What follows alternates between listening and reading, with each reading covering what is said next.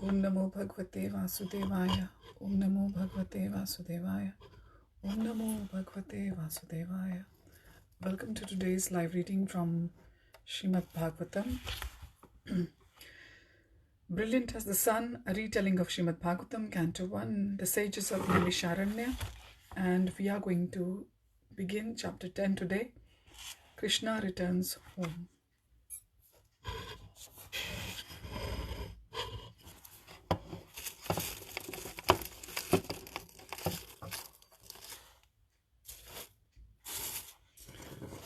Nikun karati vachalam, pangam Yatkripatan Vande Shri Gurum Din Tarika Parmanand Madhavam Shri Chaitanya Ishwaram Hari Om Tat.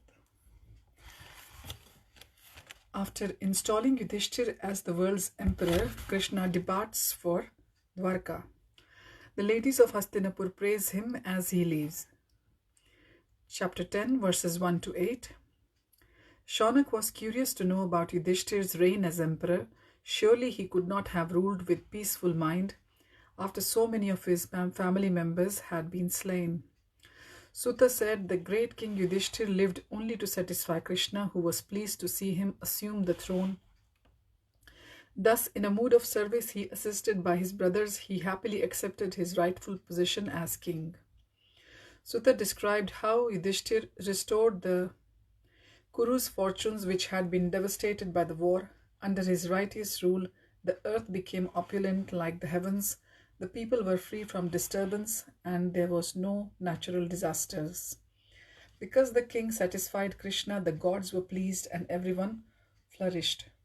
Did Krishna remain with him? Asked Shaunak. He stayed in Hastinapur for a few months to console his grieving friends and relations, especially his sister Subhadra. Finally, with Yudhishthir's permission, he departed for Dwarka. I expect this would have caused more grief for Hastinapur's residents than the war itself, said Shaunak. Please describe to us the scene of his departure and of his arrival in Dwarka. Sutta began his narration. Chapter 10, verses 9 to 36. Hearing the Lord was leaving, the palace residents fell into confusion. Krishna was their very life. How could they face his separation? Subhadra, Draupadi, Kunti, the Pandavas, Kripacharya, Dhaumya, and all the other citizens of Hastinapur stopped whatever they were doing when the news reached them. They moved about in bewilderment, unable to do anything. I surely cannot live without him, Yudhishthir declared to his brothers. Even one who has only heard about the Lord's glorious qualities can never stop thinking about him. What to speak of ourselves who have become accustomed to eat, sit, rest, and speak with him in person. Remembering their many exchanges with Krishna and anticipating his separation, the five brothers became restless. On the day of the Lord's departure, the city streets were lined with hundreds of thousands of anxious citizens, all desiring a last glimpse of the Lord. As he proceeded slowly down the road, they gazed at him with unblinking eyes. Arjun stood on his chariot holding a jeweled parasol over his head, while Uddhav and Satyaki cooled him with ornate fans. Yudhishthir had his great army accompany Krishna.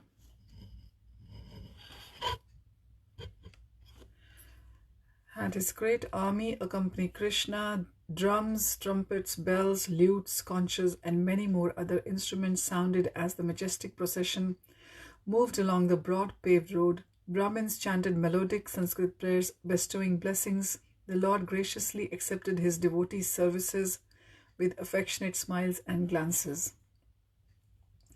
The royal ladies tried to stem their tears, which they feared might cause misfortune. The other ladies of Hastinapur rushed out onto their high balconies. In their haste, they did not even dress properly.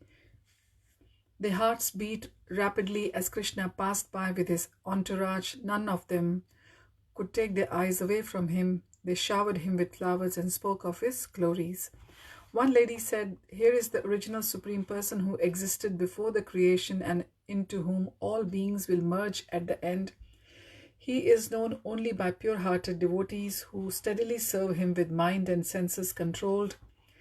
As the stately procession moved slowly past them, another lady said, "Dear friends, there is the Supreme Personality whose attractive pastimes are described by his pure devotees in exalted writings. He creates, maintains, and annihilates the material world and yet remains unaffected."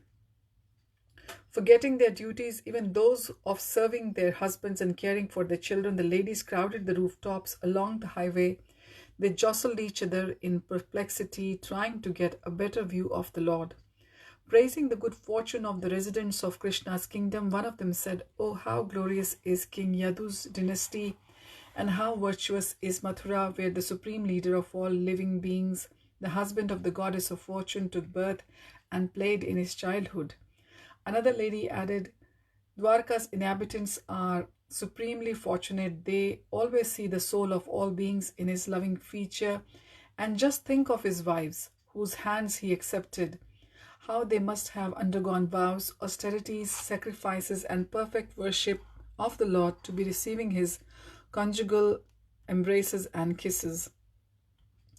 The Vrindavan damsels would faint just by imagining such favors." Krishna smiled and glanced up at them, finding their simple, heartfelt words more pleasing than the perfectly composed Vedic mantras recited by the Brahmanas.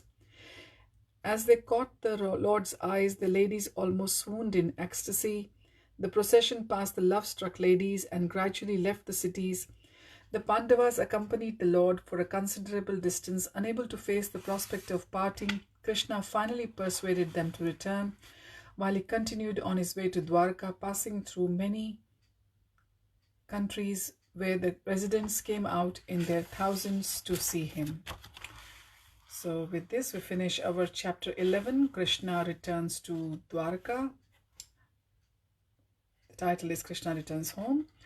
So we will begin chapter 11 next time, the glories of Dwarka. Thank you for joining, and let me take this opportunity to wish you all a very happy, blessed, and blessed year to 2021, and hope 2021 Lord will usher all of us into a brighter 2021, so that with more enthusiasm and more energies and more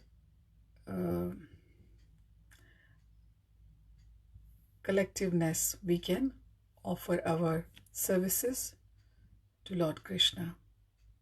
Hariam Tat Sat. Hare Krishna.